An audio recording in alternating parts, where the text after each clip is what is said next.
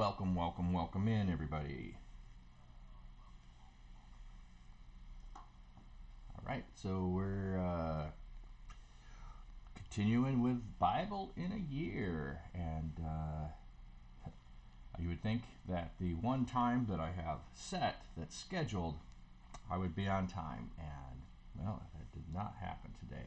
I am not on time, but we're gonna dive in and get into the Bible this morning. If you're following along, we're in Isaiah here, Isaiah 12 through 17, and this makes day 21. So 3 weeks in today. So we're plugging right along. So glad to have you here. We're gonna get in now. Interesting enough, as I was just glancing ahead at, hey, Isaiah 12 is a little bit shorter than some of the other ones. So you can look, it's only 6 verses. So, and again, Isaiah, as we've been looking at it, has been giving warnings to the people of Israel, giving warnings to others. And so we're going to continue with what Isaiah is sharing from God. So let's pick up in chapter 12 here. In that day you will say, I will praise you, Lord.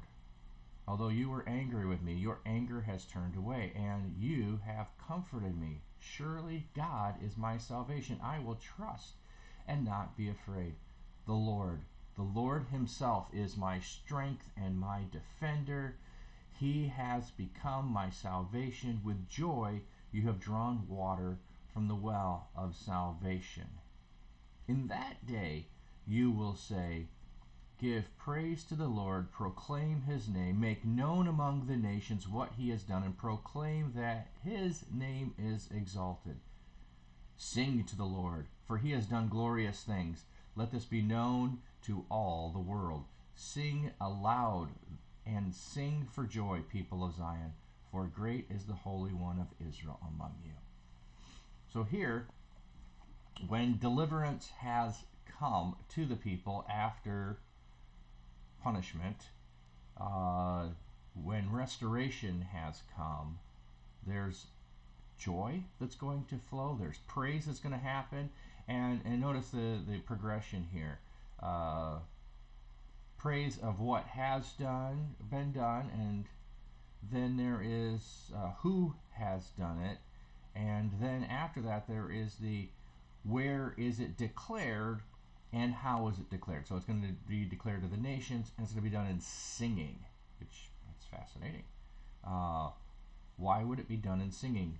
I think that song expresses great joy. It also binds people together in unity as they declare praises. It's kind of, well, regardless of what kind of denomination you are, some do liturgical reading, some might just say the Lord's Prayer in unison.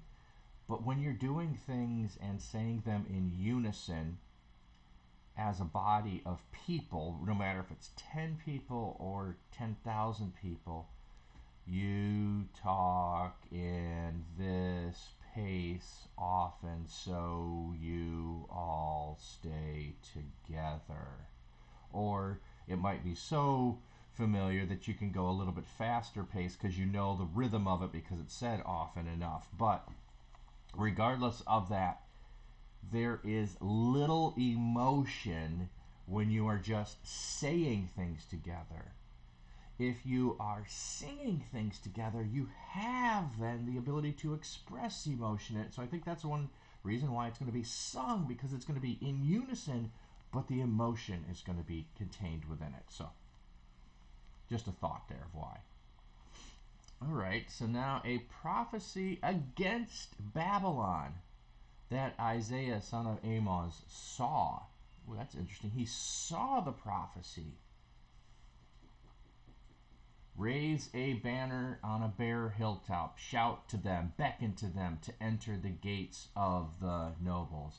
I have commanded those I prepared for battle. I have summoned my warriors to carry out my wrath, those who rejoice in my triumph. Okay, so right after declaration of restoration, now there's the declaration against Babylon, who is going to do the punishment for Israel, or sorry, to Israel from God. So now there's a, remember we had earlier last week, a woe to them, as well as a woe to Israel. Might not have been listed as a woe, but just a warning. So, listen, a noise on the mountains like that of a great multitude. Listen, the uproar among the kingdoms, like nations massing together. The Lord Almighty is mustering an army for war. They come from faraway lands, from the ends of the heavens. The Lord and the weapons of his wrath to destroy the whole country. Again, here's one of those times where if you say, is this meant to be literal or is this figurative language, it seems to me they come from faraway lands. Well, how far away are they going to come to conquer? From the ends of the heavens. Okay, does that mean the horizon? Is that the ends of the heavens, where it comes down? Or the ends of the heavens, it actually means spirit beings are coming? So I said, sometimes you can't just make an assumption that says, oh, it has to be literal, because a literal explanation of coming from faraway lands and from the ends of heavens don't entirely match up or line up. And then we know that Babylon is conquered by the Medes and Persians. Faraway land is relative. If you're walking by foot and it's several days to get there, or weeks, that's a faraway land. If you're living in modern times and you can get it on an airplane and you can be there in 2 hours, that's not a faraway land. If it takes you, I'll say 6 to 8 hours of flight, now maybe you can say it's a faraway land, but that's my determination of faraway. What's yours? Could be different. So what else? Wail, for the day of the Lord is near. I gotta remember that if I scroll too far, you can't see the first part. Wail, for the day of the Lord is near. It will come like destruction from the Almighty. Because of this, all hands will go limp. Every heart will melt with fear. Terror will seize them. Pain and anguish will grip them. They will writhe like a woman in labor. They will look aghast at each other, their faces aflame. See, the day of the Lord is coming, a cruel day with wrath and fierce anger, to make the land desolate, to destroy the sinners within it. I'm just going to pause before we keep going. One of the things that there is this, I don't want to say end times, that's not the right word, future, looking forward to the day of the Lord when God will judge all the nations, will judge all people. And so we use that language, the day of the Lord. However, there are other days of the Lord, and all the day of the Lord is a day in which God brings about justice, when he brings about payment for sin. So the day of the Lord may come to a nation, and that nation alone is facing the day of the Lord, but the day of the Lord will inevitably come. So you have to make determinations as you're reading. Is this referring to that final day of the Lord, or is this the day of the Lord coming for destruction against Babylon? We have the reference above to Babylon, and then we have to say, well, is this meaning prophetically the Babylon as the type of evil place, or is this Babylon the actual place that was the conquerors of Israel? And so the last there, that it's the actual Babylon that did conquer Israel and then was conquered by the Medes and Persians, seems best in the context. Again, we've talked about at times, there can be future fulfillments, even if there is a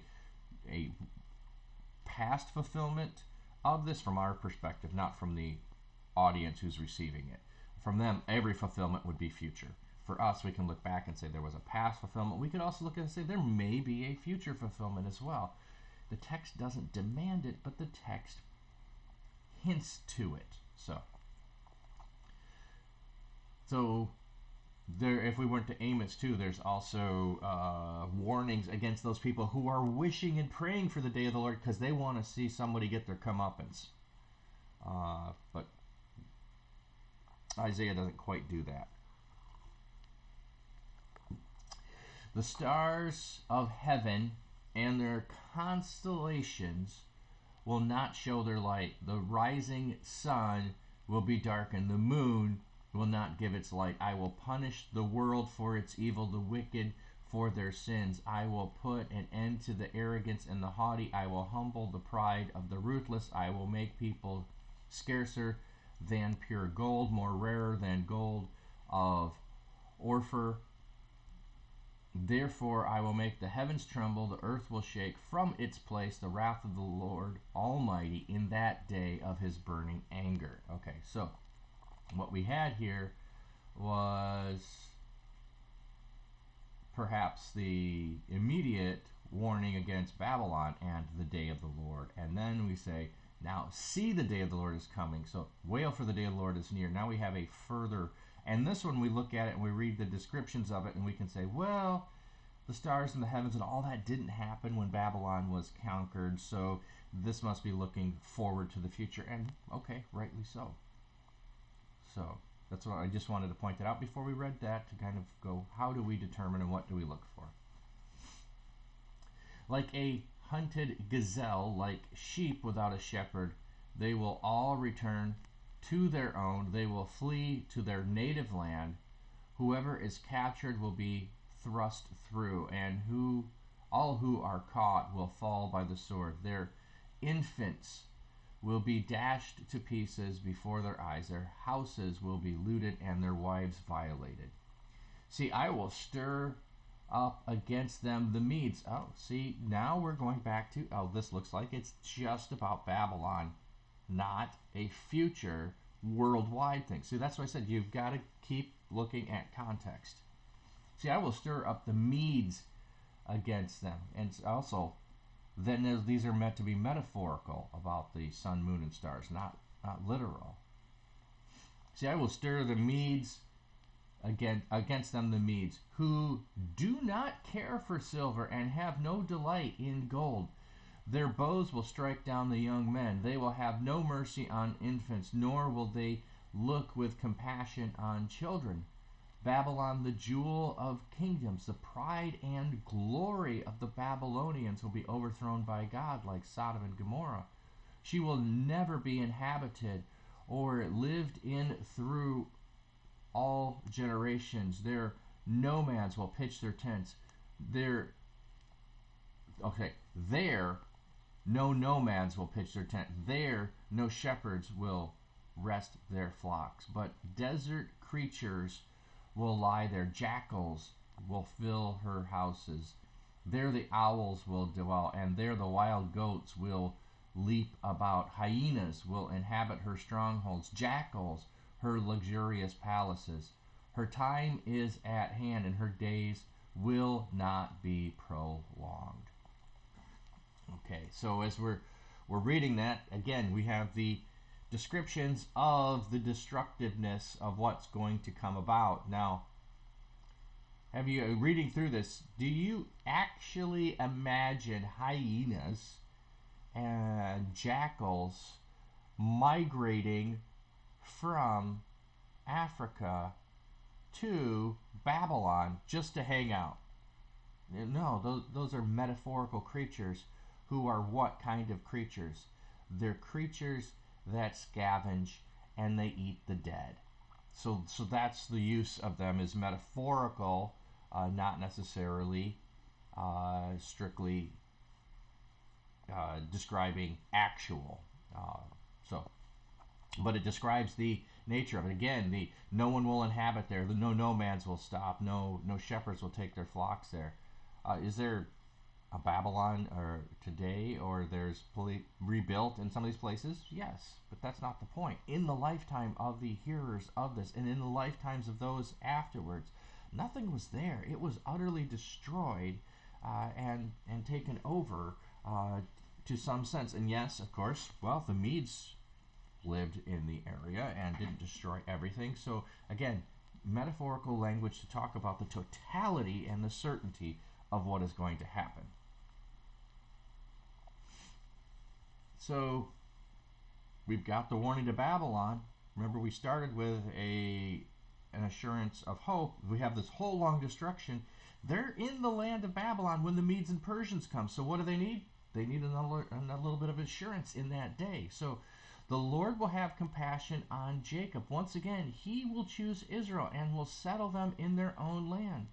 Foreigners will join them and unite with the descendants of Jacob. Nations will take them and bring them to their own place, and Israel will take possession of the nations and make them male and female servants in the Lord's land. They will make captives of their captors and rule over their oppressors. So there's promise and hope that's given. And if we look to Ezra, Nehemiah, we read that this is what takes place, that they return to the land. We might say, well, they didn't do all of these things, and they didn't oppress their captors, and they were never fully sovereign. Well, this is his compassion. He chooses them, and they will return to their own land. So,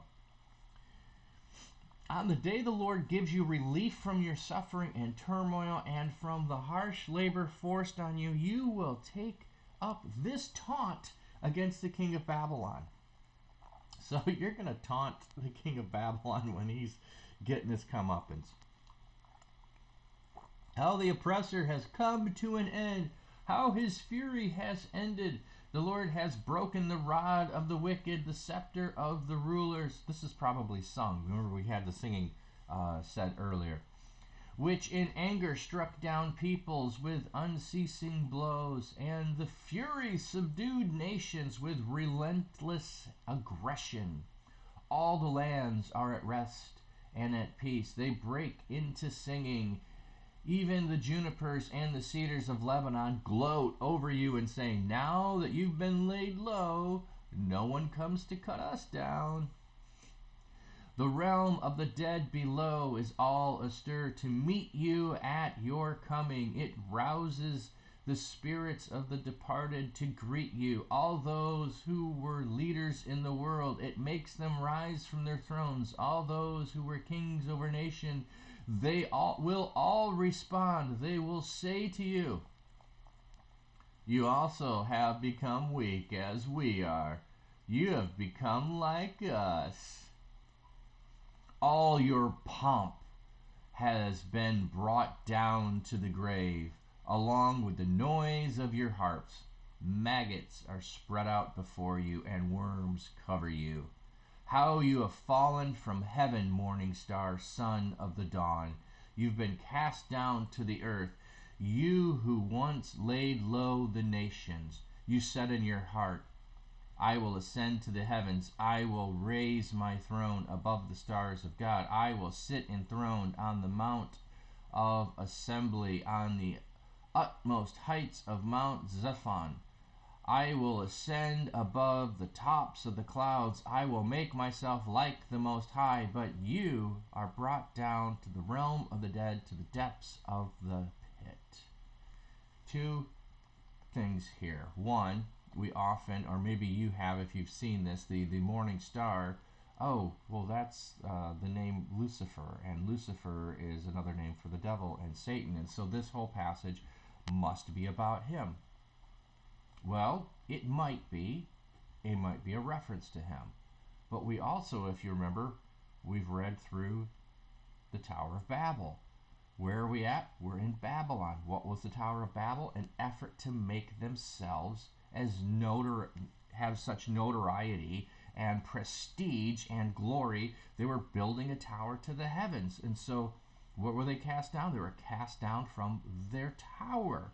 So they've fallen from their reach to the heavens. And so we could look at this as a declaration against the people of the Tower of Babel, who Babylon has that same root within it and perhaps location. And so it could be just a declaration of them alone. But there is perhaps more to it. But look, this is all kinds of, stuff nobody wants to have said about them. And So, again, therein is the warning and the woe and the assurance for the people of God as they hear God's promises to handle the situation. So, those who see you stare at you. They ponder your fate. Is this the man who shook the earth and made kingdoms tremble? The man who made the world a wilderness, who overthrew its cities and would not let his captives go home. Okay, so again, now we're back. So the morning star reference to Lucifer and Satan alone now does not fit. All the kings of the nations lie in state, each in his own tomb. But you are cast out of your tomb like a rejected branch. You are covered with the slain, with those pierced by the sword, those who descend to the stones of the pit, like a corpse trampled underfoot. You will not join them in burial, for you have destroyed your land and killed your people. So, not going to have a regular funeral, not going to have the honor of what you would give to a king in burial. So, let the offspring of the wicked never be mentioned again. Prepare a place to slaughter his children for the sins of their ancestors. They are not to rise to inherit the land and cover the earth with their cities. I will rise up against them, declares the Lord Almighty. I will wipe out Babylon's name and survivors, her offspring and descendants, declares the Lord. I will turn her into a place for owls and into swampland. I will sweep her with a broom of destruction, declares the Lord Almighty. Hey, Shock the Toast. Good to have you in here. We are in Isaiah. Let me scroll back up, make sure I can tell you which chapter. 14. We're now in 14. So, we've been working our way through this, and we're finishing up the warnings to Babylon, and intermixed within the warnings to Babylon and the certainty of their destruction. And we just finished reading through what's going to happen to the king. He is not going to have a place in burial, and then the offspring of the kingdom are going to be destroyed, and everything is going to be wiped out. And then intermixed within here has been some promises to Israel of restoration. So there's hope for the people, that not because our prior chapters, Babylon was going to come and take care of Israel because Israel wasn't doing what it was supposed to. But then you have the reassurance that Babylon will then also be judged. And now it mentioned earlier that the Medes are going to be the ones judging Babylon. And so the utter destruction, a broom of destruction to sweep. That's an interesting image, a broom of destruction. It's just going to sweep over. It's going to be, well, if you ever sweep, you know that you do leave little remnants along with dust if you've got a bad broom. But if you've got a good broom and you're pushing, you can clean up everything. So, hey, Warrior of Light, glad to have you in here. So we're in Isaiah and reading along. Just finished looking at the declaration of destruction for Babylon. So let's see, how much more do we have? Oh, we've still got 15 to go. So we're in 14 and we still got 15. So we've got a little ways to keep going. But glad to have you guys here. Thanks for joining in. We're working through Bible in a year. So let's get back to our text. We're in verse 24. The Lord Almighty has sworn, surely as I have planned, so it will be, and as I have purposed, so it will happen. I will crush the Assyrian in my land. On my mountain I will trample him down. His yoke will be taken from my people, and his burden removed from their shoulders. This is the plan determined for the world, This is the hand stretched out over all nations, for the Almighty has purposed, and who can thwart him? His hand is stretched out, and who can turn it back? Hey, Alice, good to have you in here.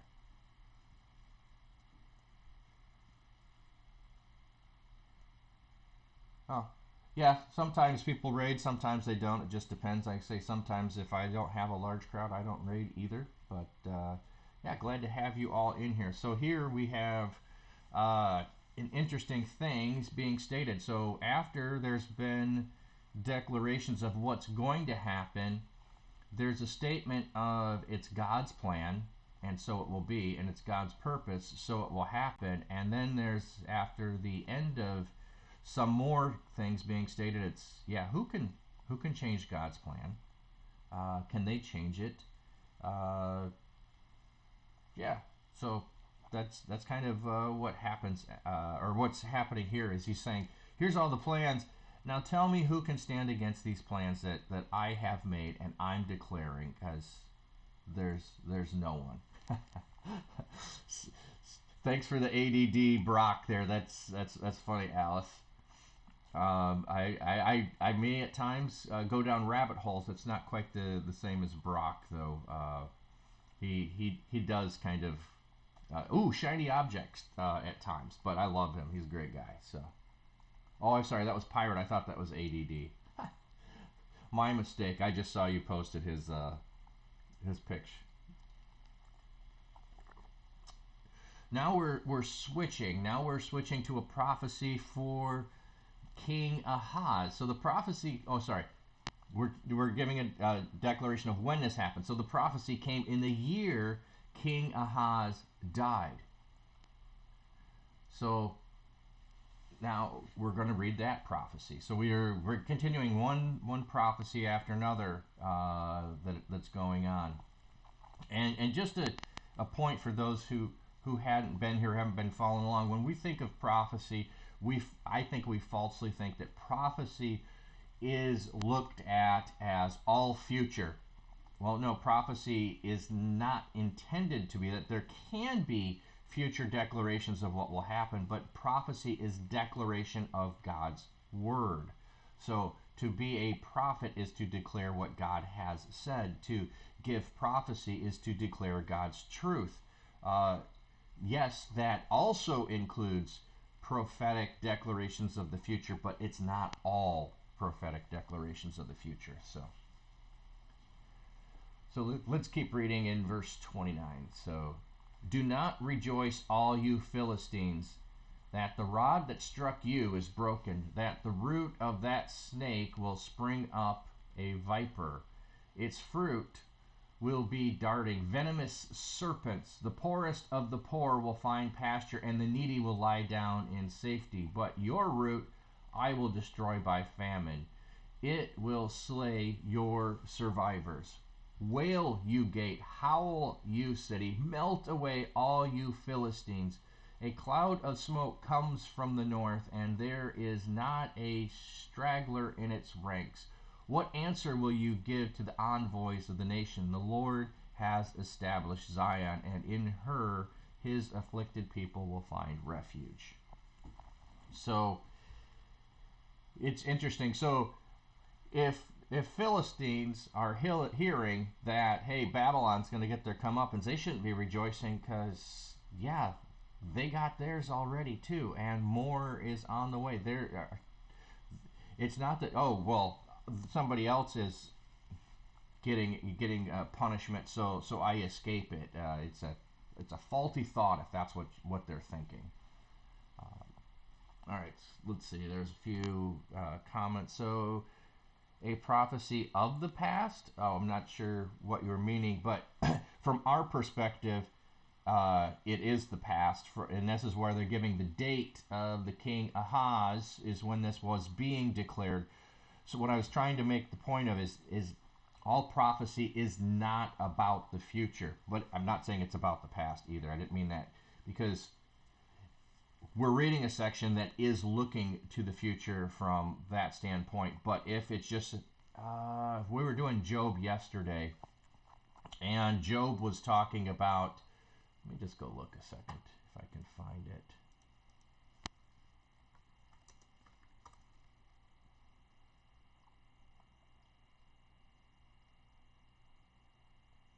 No, I want Job 10. No, this is the right one. So in here, he's saying, for a vain man would be wise, though a man be born like a wild ass's colt. If thou prepare thine heart, this is King James, sorry about that, and stretch out thy hand toward him. So he's declaring things that are truths. So here you could say that this is prophetic in the way that it is declaring the truths of God, but there's nothing in Job here that's declaring the future. So that's why point I was trying to make is that declarations of prophets aren't all intending to be look to the future, events will happen. It can be declaring the truths about God in the present as well. So hope that clarifies that. I know how it is. Totally forgot to do that on Saturday. Says Warrior, believe it or not. Why is Zion important? Never really studied it for whatever reason. Okay, Zion, and this is where Zion is another name for Jerusalem, and so if you were to think of it in terms of what is the importance and symbolic importance of London to the British, and what is the symbolic importance of Paris to the French? Well, there's their capital city, there's their history, there's all kinds of important nature because of where that place is. So Zion is often the word that's used when it's speaking figuratively of the whole of it, the symbolic importance of it, more than Jerusalem as a singular city. So there's that. So in its establishing Zion, it's representative of God's presence in that location because that's where the temple is. It's also the seat of government there, where the kingship is. It's a representative of the whole nation. So there's a whole bunch of symbolism when Zion is mentioned. And it also, it can be interchanged with, instead of saying Israel, Zion can be used, even though it's the city, not the whole nation. So there's a whole bunch of stuff that it's used in that way. So hope explains Zion a little bit. If it doesn't, let me know. I'll try to add a little more to it. Yeah, exactly, Alice. Yeah, it's weird when you think of prophecy, you always think of future predictions, and I think that's part of our culture has boiled it down to that understanding, but that would not have been an understanding of ancient people. I don't have the passage here in front of me that we could jump to, but there's a passage where Saul, it says, is prophesying, and then it describes what he's doing. He's actually singing a song about the attributes of God, and they call that Saul prophesied. Why? He was declaring the attributes and truth of who God was. Saul never does anything to predict the future, but it says in that passage in 1 Samuel that, and so Saul was counted among the prophets because of that event where he was doing that.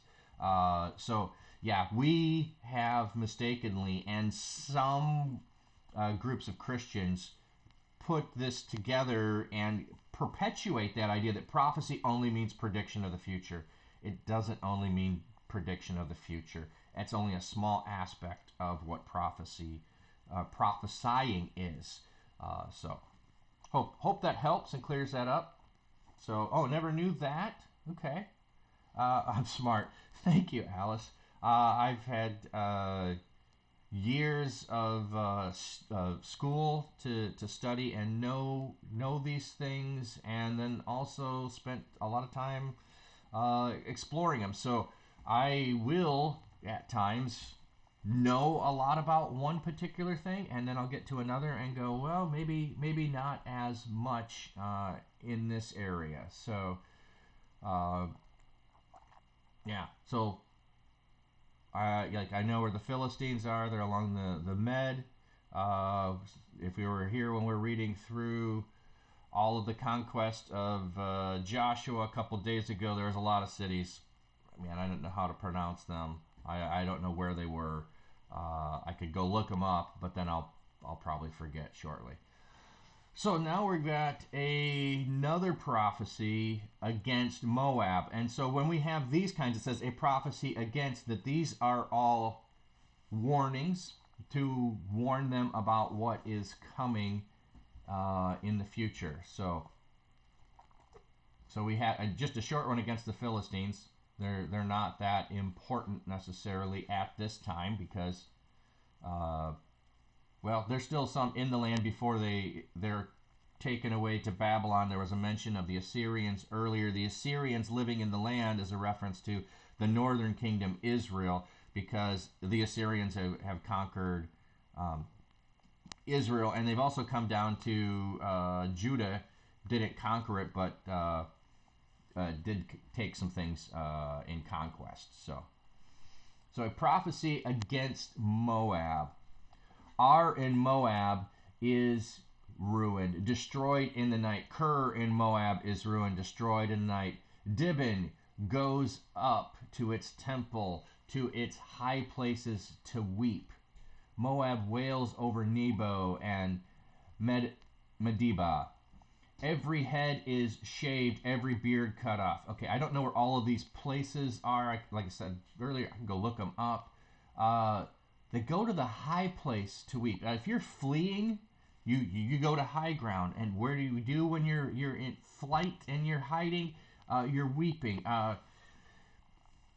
Interestingly enough, I have friends from Rwanda that I was in seminary with, and during the genocide that was happening there, that's exactly what his family did. They fled to the mountains to escape all of the genocide that was going on. So their hiding place was in the high places where the guerrillas lived. That's where they hid out for months until they finally felt it was safe and were able to get help and come down. Other thing here, every head is shaved and every beard cut off.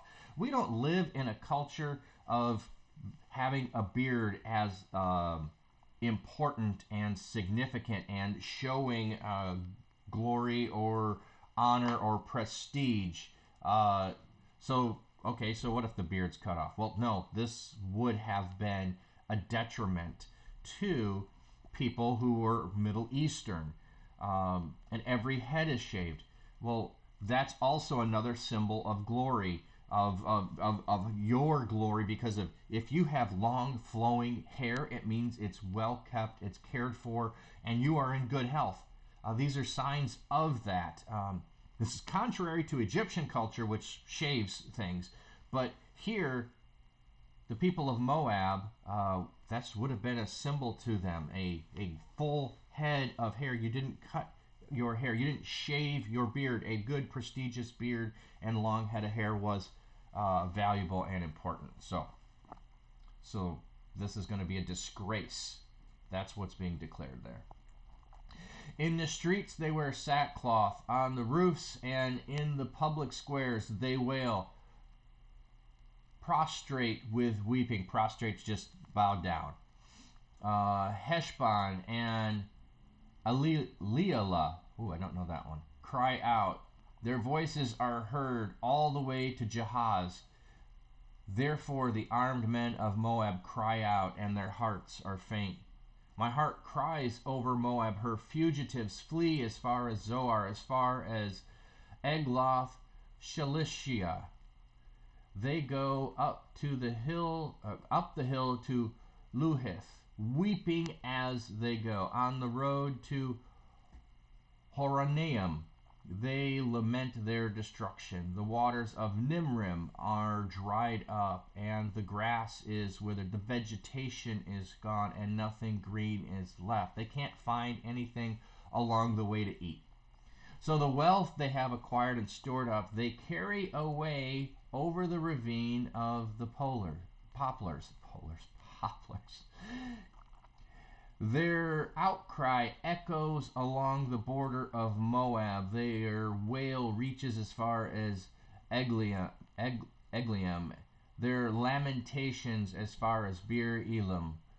The waters of Demon are full of blood, but I will bring still more upon Demon, a lion upon the fugitives of Moab, and upon those who remain in the land. Okay, so describing utter destruction, fleeing, and then even in their flight, they don't have. They're still crying along the way. There's nothing for them to eat along the way. They're just in utter peril. And when they get to where they think that there's going to be water, it's full of blood. And then the fugitives who are there, they're going to have even more destruction come upon them. Send lambs as tribute to the ruler of the land from Selah across the desert to the mount of daughter Zion. Like fluttering birds pushed from their nests, so are the women of Moab at the fjords of Arnon. So what's a bird pushed from the nest? Just discombobulated, just disoriented, panicked, anxious, whatever you might think. You watch a bird get flown out of the nest, like, just no sense of direction, no sense of purpose. So that's what's going on. Make up your mind, Moab says. Render a decision. Make your shadow like night at high noon. Hide the fugitives. Do not betray the refugees. Let the Moabite fugitives stay with you. Be their shelter from the destroyer. So they're crying out. They're trying to find a place and a people to hide in. The oppressor will come to an end, and destruction will cease. The aggressor will vanish from the land. In love, a throne will be established. In faithfulness, a man will sit on it. One from the house of David, one who is in judging seeks justice and speeds the cause of the righteousness. So, in reply to Moab's cry, there's a promise that there's going to be someone on the throne of David, not the throne of Moab. The cry for there needs to be help in the midst of here. Well, oppression's going to end, and it's going to vanish, and the throne of David is going to be established again. There's your hope, Moab. We have heard of Moab's pride, how great is her arrogance and her conceit, her pride and her insolence, but her boasts are empty. Therefore the Moabites wail. They wail together from Moab, lament and grieve for the raisin cakes of Ker Hareseth. The fields of Heshbon wither, the vines of Sibmah also. The rulers of the nations have trampled down the choicest vines, which once reached Jazer and spread toward the desert. Their shoots spread out and went as far as the sea. So I wept as Jazer wept. The vines of Sibmah, Heshbah, and Elialah, I drenched you with tears. The shouts of joy over your ripened fruit and over your harvest have been stilled. Joy and gladness are taken away from the orchards. No one sings or shouts in the vineyards. No one treads out wine at the presses. For I have put an end to the shouting. My heart laments for Moab like a harp. My inmost being for Ker Hareseth. When Moab appears at her high place, she only wears herself out. When she goes to her shrine to pray, it is to no avail. This is the word of the Lord. This is the word the Lord has spoken concerning Moab. But now the Lord says, within 3 years, as a servant bond by contract would count them, Moab's splendor and all her many people will be despised, and her survivors will be very few and feeble. So we can read through all of the declaration that's up above, the description. Here's the summary. Within 3 years, Moab's getting its comeuppance, and it's going to be despised, and the survivors are going to be few, and they're not going to be powerful. They're going to have no ability to do much of anything. So now we have another declaration of prophecy against Damascus. So we're hitting all the places that Israel has had struggles with. If you don't know Moab, Moab would have been the people of Ruth. Ruth was a Moabite, and they were a neighbor of Israel. And so now when they were coming out of the land, Moab wouldn't give. Was it Moab or Edom? Maybe it was Edom. Yeah, I think it was Edom that wouldn't let them go through the land, and they went around through into Moab. So, okay.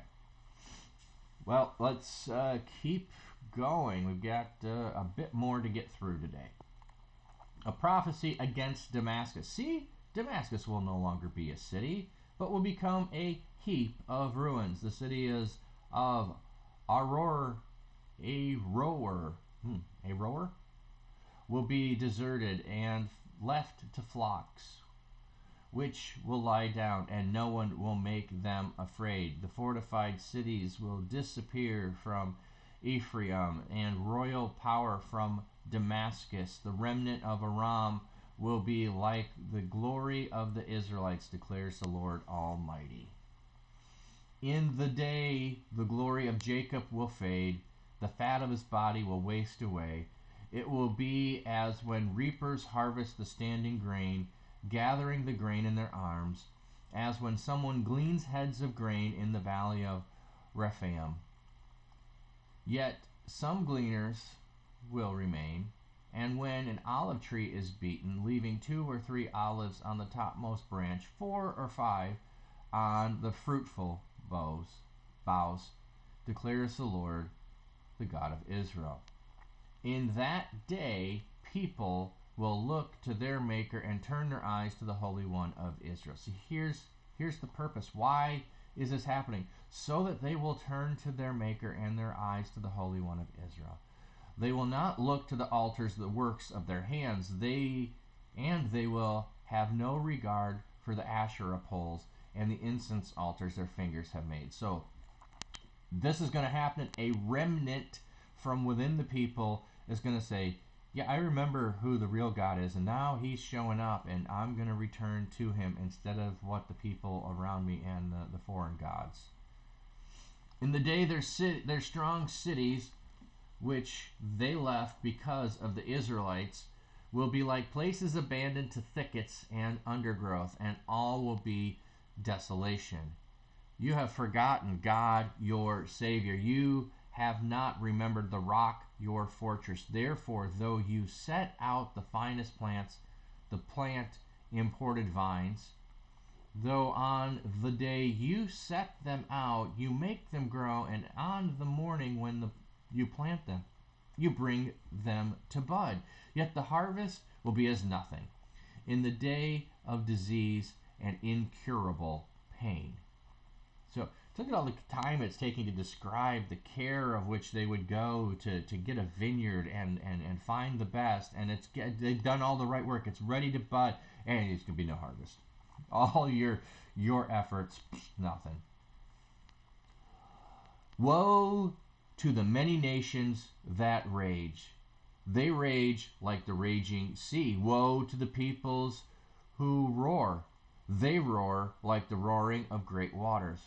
Although the peoples roar like the roaring of surging waters, when he rebukes them, they flee far away, driven before the wild wind like the chaff on the hills, like tumbleweed before a gale.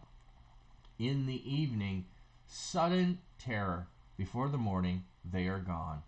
This is the portion of those who loot us, the lot of those who plunder us. Yeah, that's a big ouch. Yeah, exactly. This is all. This is one of the things that God does in several places. He does this in the book of Habakkuk. He does it in a couple other of the prophets too, where there's a declaration of punishment that is going to come to Israel because, and right here, there's a description of Damascus. Damascus would have been within Israel, the northern kingdom. And there's Judah, the southern kingdom. But you have these declarations that are made against the people of God. because they haven't followed God. And they are going to be judged. Just because they were God's people didn't mean they didn't get to get judged. God used them to judge the Canaanites whose sin had come up against before him, and it was time for them to be judged. So he's telling them they're going to be judged, and then in the same time, the same token, there's a promise of restoration, and then and all the people that have come against you will also get their judgment. So Moab is going to get their judgment. Babylon is going to get their judgment. Damascus is going to get their judgment. So don't worry about the one I'm using to judge you. They will be judged as well. And the certainty of their destruction is the same as the certainty that I am going to come on you and punish you so that you'll repent and turn. And look, it says in here, where was it?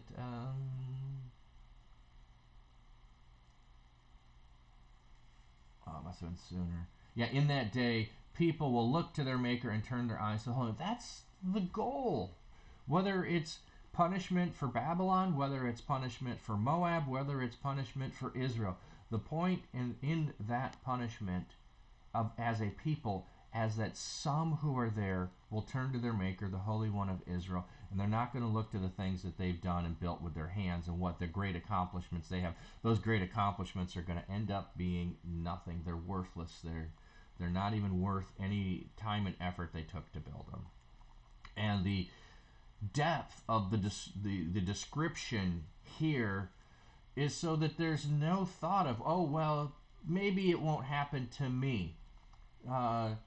If we were to take, I'm trying to think of a neutral place to kind of pick on so that, well, let's just pick Brazil for whatever reason.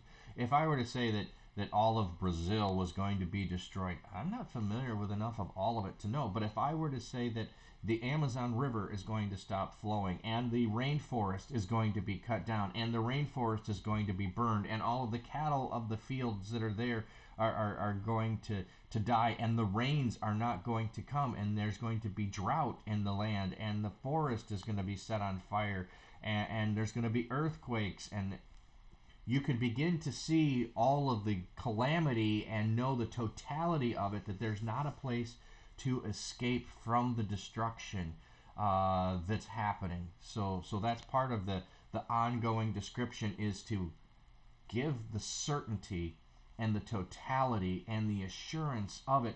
It's all planned out. It's known. There's not a way to get around it.